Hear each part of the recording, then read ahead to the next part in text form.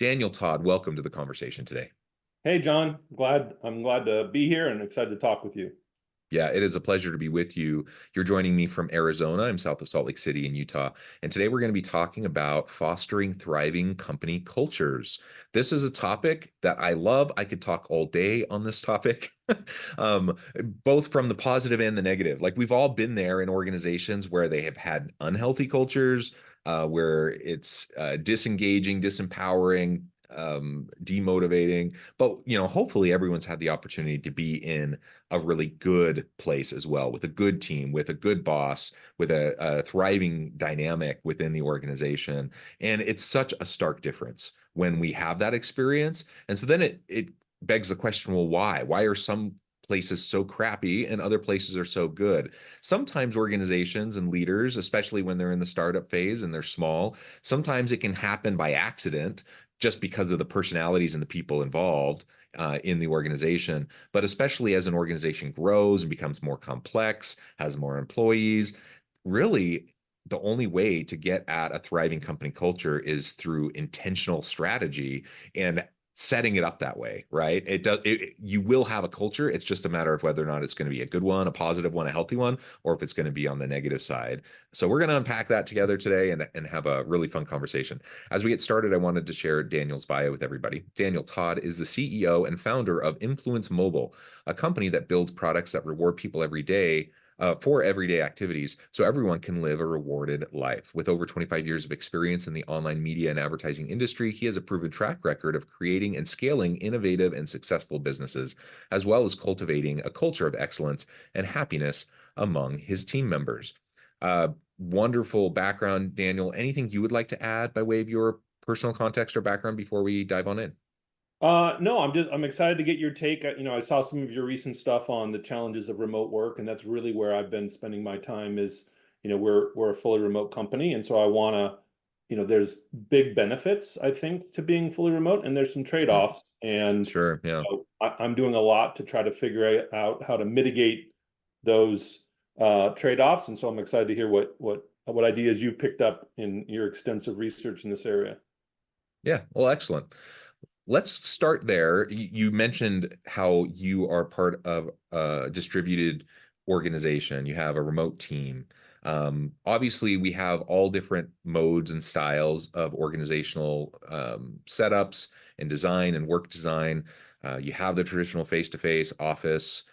You have hybrid environments. You have remote environments. I think more and more organizations are, trying to find somewhere in the middle, to foster, these distributed team opportunities and to leverage the benefits. Like you said, there's like a ton of benefits of having distributed remote teams, but there's also benefits of having people in person. So, finding some sort of a healthy hybrid approach, I think is becoming more and more common.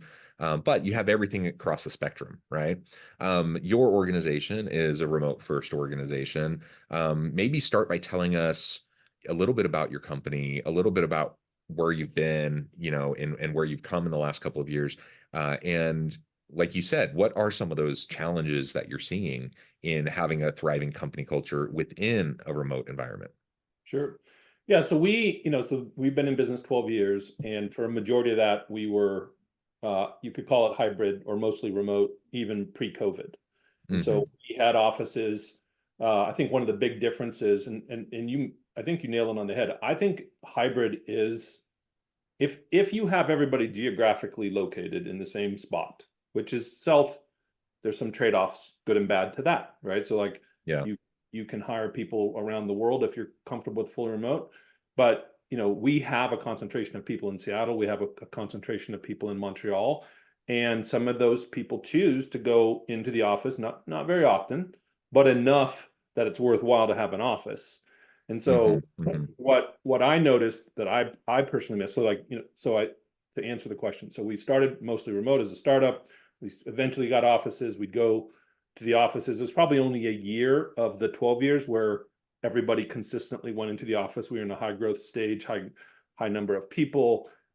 We grew from maybe 7 to 50 people in a short period of time. And so everybody just wanted to be together. Yeah. And then and then we had a bunch of bad outcomes from the company. We had to pivot, lay off people. We ended up shrinking, got back down to 7 people, Mm. and ran into COVID. And at that time, I had never thought about not being in the same place as all my employees. There was eight of us, and most of us were in Seattle, but we went a whole year without seeing one another. And my wife really Mhm. wanted to visit the son, so I'm like, well, we're going to just go Airbnb, travel around. And during that time, I started working with a company that was headquartered in Montreal and developed a strong relationship with them. And ultimately, we merged together. And I found that them being remote and us building a relationship over Zoom was not hindered. I mean, it does, to your point, it took some purposefulness. My Mhm. wife and kids told me I talked more to Randy, who was the CEO of that company, than to them, right? So there was a lot of Zoom time. Yeah. And then we just started taking advantage of the remote ecosystem and hiring people all over the world, primarily in North America. And you can get some price advantages that way, but Mhm. Mhm. you can always just get great talent, right? People who get paid fairly for where they live and really value what we're aiming for, which is a culture of collaboration, teamwork, relationships. Uh, and so we grew back from seven people pre-COVID to now 80 people. And it's, we have done a lot, which we can talk about in detail, to make it a great place to work. We make great places to work lists, but Mhm. I never want to take it for granted that we're going to keep on those lists. So I kind of stay a little bit maniacally focused on what we can do to make sure we keep winning. Yeah, well, no, no, that's great. And like you said, it's the intentionality piece. So regardless, you've gone through iterations. You've been Yep. primarily remote first. You moved to in office during a scaling period. You moved back to remote during COVID. You found, largely that has served you well, and that's great. And obviously, it depends on the business, right? It depends on Sure. what you do and what products and services you provide and what types of employees you need. But to your point, there's so many benefits from a diversity standpoint, from a labor cost standpoint, from just a talent acquisition standpoint, where we know so many of the types of jobs we need, we have shortages of Mhm. people who have those skills. And so if you can tap into labor markets outside of your geographical area, oftentimes that can lead to all sorts of positive benefits if you can learn how to leverage it effectively within a remote or a hybrid environment. Um, your intentionality around, and I'm sure it's not about the list. Like making the list is nice. That's a nice kind of byproduct of having a great place to work. But making the list only happens because you are intentionally committed to actually creating that great place to work, where you're actually doing things day in and day out to make a positive environment. And that's hard enough to do, I think, in a face-to-face workplace where you can have things like just office setup and signage, and you can have organic opportunities for interactions and collaborations and those sorts of things. In a remote environment, you have to be just super intentional about all of that because people are just like sitting wherever. They might be on a beach somewhere, they might be in their home office. Who knows? It doesn't really matter as long as they're doing the work. And so you have to just be very intentional about how people connect, how they understand the company's purpose, its vision, its mission, its culture, its values. That has to be communicated very deliberately and consistently. And all of that's hard enough to do in person. It's probably harder to do virtually, but it's not impossible. And that's the thing, when I hear people about when I hear CEOs making these back to work mandates, back to office mandates, maybe that makes sense. Maybe that's the right decision for their organization. I don't know. I don't know all the details, going into that decision for them. But if it really only comes down to their preference, they just prefer to have people together at work, or maybe they feel like, oh, we can't get that thriving company culture the way we want unless we're together in person. I say, let's be a little bit more creative than that. Like, I think there is a way to do both, or to have a spectrum, right? To have a range of how we connect in a hybrid environment. So why don't you tell us more about some of those things that you've been doing at Influence Mobile to create that thriving culture, even in a remote environment? Sure. I think, to me, and many people have heard me say this, I think that the absolute foundation of a successful culture is the relationships. This is Yeah. not rocket science here, right? And so you have to, and this seems like the simplest part, but you have to care for the people you work with, right? Yeah. We make a big part. I do most of the first interviews of the company because again, I've said this in the past, it feels trite to just say, oh, we hire people we like, but hiring people that you like and getting along with people right out of the gate and feeling comfortable that they're going to work well with everybody else, especially in a remote work environment, is super important. And what we found is, we obviously, I hired people that I knew had pre-existing relationships. I've hired people that I don't know and built relationships, but we constantly try to leverage those relationships as we grow. And so I would say we got a dev team of maybe 20 people. And I would say very close to half of those were referrals from the other half of the dev team, right? Hmm. Because people come in, they like what they're seeing and what they're doing, and they tell their friends. And I've talked to other CEOs who they think that's risky because they're like, well, then Hmm. if person A gets unhappy, they brought in person B, they'll leave and bring person B with them. And I'm like, huh, that's a really interesting, I've never considered the downside scenario. We haven't had somebody willingly leave our company in 6 years. And so I'm Hmm. only looking at the upside, but I still think it all starts with those relationships, right? So when I have a strong relationship with, say, Megan, our VP of operations, she recommends an HR person who she's known for a long time. Me and that HR person now have a closer bond by proxy because of this other relationship, right? And so these web of relationships, I think, are what allow a good culture to continue to build because it's hard, especially as we've gone from 7 to 80, for me to personally know every single person in the company. I can't know every single person as well as I did when we were 7 and 8 people. And that's one of the downsides, I think, of being remote. My favorite part of the week was we called it Friday at 5, which was ironically at 4 p.m. We'd all leave early, go to the pub, have some appetizers, talk. And while it was like, 20, 30% work, what were the wins? It was 70% like, hey, how are the kids? What are you doing this weekend? It was getting to know people, enjoying their company. And so I've spent a lot of time thinking like, how do you replicate that stuff? I actually think the work meetings, like getting some saying like, hey, we got to do A, B, and C, go do A, B, and C, that can actually be more productive in a remote environment. But building those personal relationships and fostering those, I think, are the things we've been focusing on the most. Yeah. No, that's fantastic. So what have been some of the biggest challenges that you've seen and faced as you're working within this kind of an environment? Well, like I said, it's, I would say one challenge, and I was just writing an article on this, is uh, past workplace trauma from new employees, right? So Hmm. I never really understood this. I have worked in places that weren't the best environment, but it was 25 years ago and it wasn't very long. So I've had the opportunity to have largely good experiences. And so when I started interviewing people for this topic, what I was very surprised to hear is whether it was a good company culture or a bad company culture, they were all told during the interview process, this is a great place to work. It's an awesome company culture. So coming in, employees that have had past trauma, they don't care if you won awards and they don't care about the articles you write. I mean, that it's interesting to them, gives them maybe a little bit more hope, but they care about this experience. And so we've had to identify a process to help people who have had past workplace trauma come in and understand that we treat them differently. And the way that they can see that is that we treat all the people who preceded them differently. And those people say, oh yeah, if you have an emergency in your family, they want you to take care of your family over the company, right? Like, and so that that collective knowledge of how each person is treated is what starts to have people have confidence that the leadership, the managers, the coworkers care about them as people. And that is harder to do without personal relationships. So a Yeah. few years ago, we started bringing everybody in the company together once a year.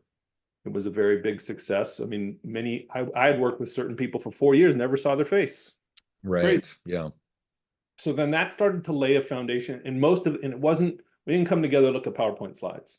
There was obviously some work to be done, but we came together to build relationships. We went dune buggying and high caliber rifle shooting and Michael Jackson shows and museums, like times where you could just be together and hang out, like a concentrated Friday at 5 over 3 or 4 days.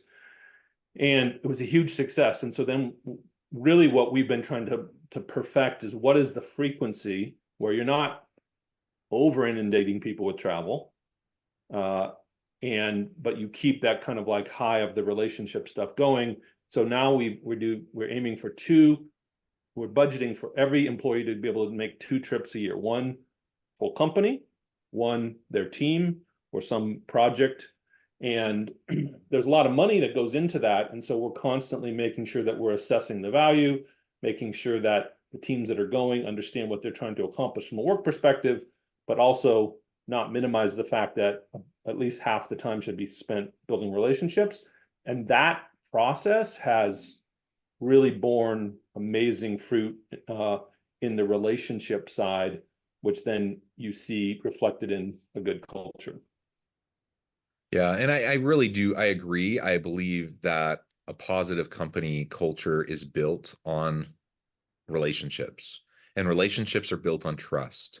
And so when you're in person, well, let me step back for a second. We've all seen the internet effect. So, like the Twitter wars and social media wars, and like when people are not together, sometimes we can be really nasty to each other because we're hiding behind a screen and we're not there in person with somebody face to face, human to human. And sometimes I guess it's just easier for us to like other people when we're not connected, and sometimes be really nasty, just unproductive, whatever, right? So that dynamic does exist.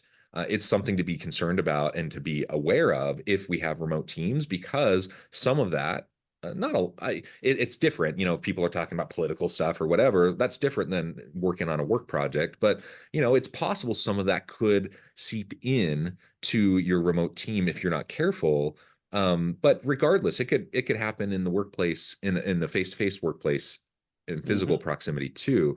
And For so sure. just remembering that it's really important to develop those relationships, and it's built upon trust.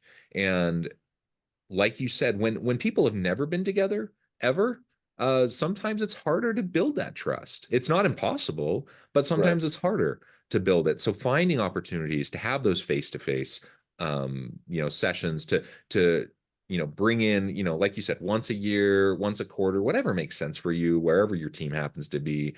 Obviously, there are expenses connected to that, right? So you have to think through it and think through the business case for it and the utility of it. But yeah, bringing people together to develop that trust, break down potentially those barriers that exist because you're not together in person, that can go a really long way to then developing the relationships. Because guess what? Everyone is going to have good days and bad days. Mm-hmm. Everyone is going to have disagreements, frustrations. Every project is going to have its ups and downs.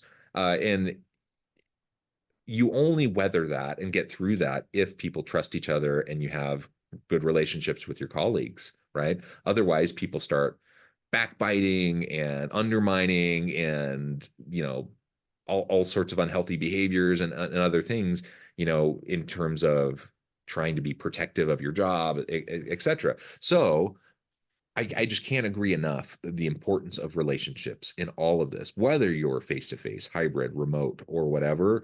As a leader, it starts with you. Do you do things that foster trust within your team? Or do you undermine that trust by your actions, your behaviors, the things you say? Are you consistent, with what your spouse values are, with what you're trying to accomplish? And that doesn't mean you have to be perfect. Nobody expects perfection.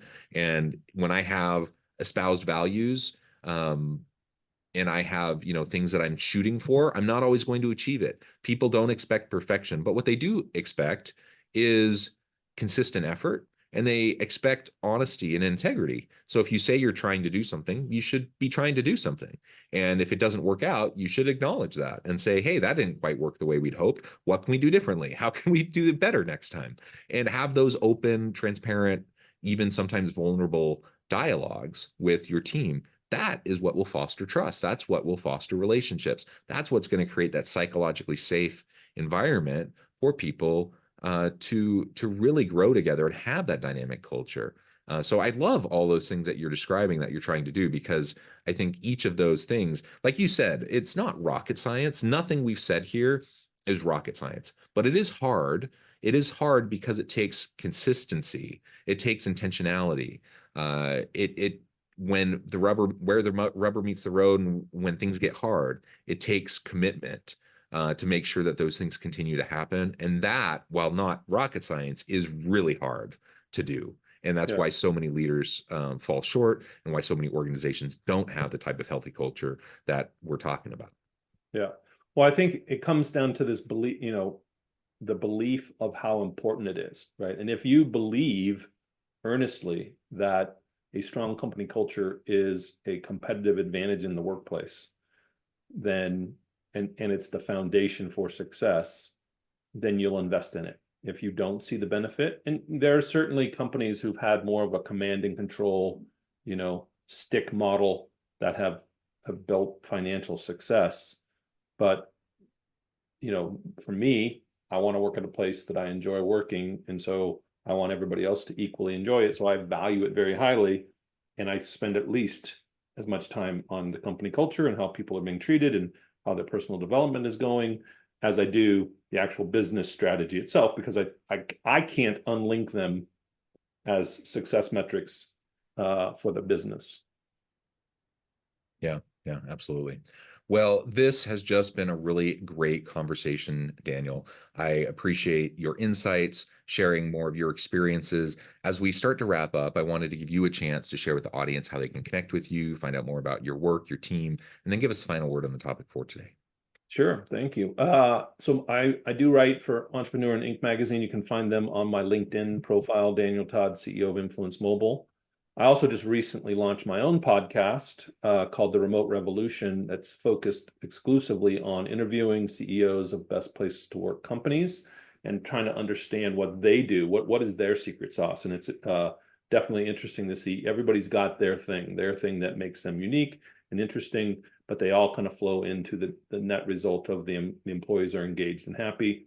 And it's my goal to continue to talk to smart people like you and them, and just continue to learn. So I thank you for having me on your show, and I hope that other people will continue to listen to your podcast and maybe check out mine, and hold employers accountable for Yeah. creating good workplaces. Yeah, I love that. Accountability. We should all expect it. Employers should expect it of their employees. Employees should expect it of their employers. So let's have mutual accountability and trust developed in our organizations. Daniel, this has just been a pleasure. I encourage the audience to reach out, get connected, find out more about what Daniel and his team can do for you. Check out his podcast. Check out all the great resources, all the articles that Daniel puts out. And as always, I hope everyone can stay healthy and safe, that you can find meaning and purpose at work each and every day. And I hope you all have a great week.